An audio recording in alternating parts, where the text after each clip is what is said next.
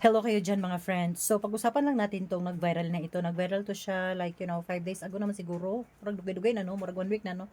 Murag late na ni atong reaction. But anyway, nag-react lang ko mga friend kasi daghang kay nag-bash kay Mayor. Kani sa Dumunjong ni siya. Cebu. Dumunjong, tama ba ang pronounce ko?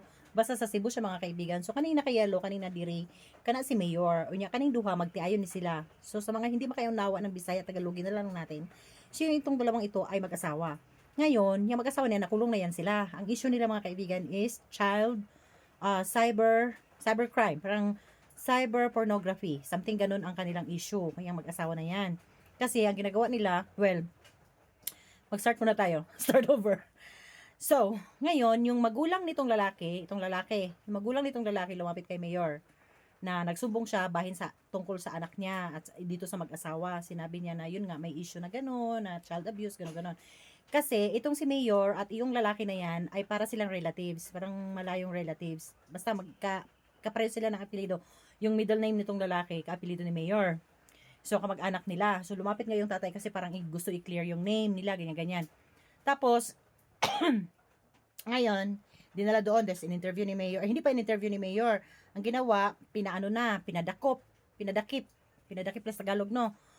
Ngayon, paano nadakip? Ang nangyari kasi, yung 11 years old na bata na ginagamit nila sa kanilang mga online chauvinist, nagreklamo sa MSWDO. Tama ba ako dyan? Or, yes, hindi pa ako nakainom ng ginkgo biloba. So, yun. Tapos nalaman, itong MSWDO, nagsumbong kay Mayor na nalaman nila na ito palang 11 years old, simula pa pala nung 10 years old siya, ginagawa na pala nila yan. So, ako naman, nagtataka ako, bakit itong 11 years old, tsaka lang nagreklamo nung nung after a year. So, inisip ko, baka naman, hindi nabayaran ng sakto nitong babae kasi ang bayad pala nila, kukuha daw nila, nagbibenta sila ng mga video ba, yung mga child abuse, pornography, ganyan-ganyan. Binibenta sa mga tigulang na mga afam, ana siya.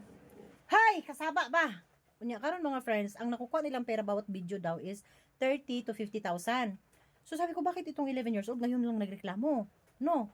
Tapos maliban pa pala doon, mayroon pa palang 9 years old na nabiktima din itong dalawa, itong magtiayon. At ang pinakamalala pa mga kaibigan, ay yung anak nila na simula 1 year old hanggang nag 3 years old ay chinuturba-turba din nila. Binibenta din nila yung video. At ang pinakamalala, itong tatay, chinurba niya na yung anak niya para lang magbenta sila. As in yung ganon. Alam nyo na, mahirap sabihin na no. Basta hindi siya katanggap-tanggap as in. So ito si Mayor, sa inis niya, nasuntok niya itong lalaki. Itong lalaki na ito, nasuntok niya. Di syempre, kasi binidyohan nga ni Mayor, di nakita niya, sinuntok niya. Over naman itong mga nagbash kay Mayor. Human rights. Oo, alam na natin, may kasalanan yung mag-asawa, pero wala kang karapatang manakit. Haler, pag ako si Mayor na, gilambog-lambog na dyan ako. Gilambog-lambog. Ang iyaram gisumbag diris gilid, diri ramas gilid niya gisumbag. Unya, giana raman ang daong. Hindi naman siya kusog kaayo. Tapos yung mga sinasabi ni Mayor doon is, sige, kunin mo yung baril ko, pero never naman niya pinakita yung baril. Tapos sabi niya, sige, kunin mo na yung granada, kay pasabugin na, mura pang hadlok lang ba, panakot lang ba. Pero itong mag-asawa na itong mga kaibigan ay nakulong na. At ang sabi ni Mayor, kailangan bayable. Yung hindi ma-bill out. parang nasa restaurant. Ganon yung issue mga kaibigan. So, para sa akin, no, tama lang ang ginawa ni Mayor, ang isumbag, dapat nga gilambog-lambog pa niya yan dahil walang mga konsensya yung mga yan, yung dalawang mag-asawa na yan. Haler, tapos yung ibang mga nakikita ko pag nag-post, takpan pa yung mga mukha. Huwag niyong takpan para alam ng mga tao. Alam nung iba anong itsura ng mga demonyo na yan. Kasi hindi na talaga makatarungan. Isipin mo yung anak na 1 year old, anak nila. Tapos binibidyohan, tapos sabi ng babae, hindi naman daw inano, pero hinawak-hawakan naman daw yung giti, niya gusto, anas mero gitusok ni yung kamot. Ana, dili ko no. Pero ang tatay niingon nga tilap-tilap ra ko no. Hala unsay pagtilap, grip di ay nako. Talaga, kaya nako. Dapat yan sa kanila no. Hindi lang yung kulong forever kasi pag kulong forever pakainin pa yan ng gobyerno. Meron pa silang mga guard. No, dapat yan pahirapan yan sila. Sus, naisip ko ano pa dapat pahirap? Yung pakain sila sa mga ba kanab itong ibabad sila tas mga attitude bitaw. Yun yung attitude, yung langgam. Ano ba yung langgam sa Bisaya ay sa Tagalog? Yung makati, yung masakit pag namaak. O di kay mga ilaga, ibilad silang duha, tapos pagapangan ng ilaga, ano ba? Ay, makalagot yun. Sumoro to siya mga kaibigan kay, nalagot ko sa mga nagbash kay Mayor. Tama lang yun, Mayor, imong gihimo. Human rights pag show. Human rights ang ingnon. Naisip nyo ba yung mga biktima? Ha? Siyempre yung mga bata na yun, lalo na yung, Diyos ko, naisip ko talaga yung 1 year old die. Baka akala niya yun ang normal. Kasi yun ang kanyang namulatan. Baka normal na yun.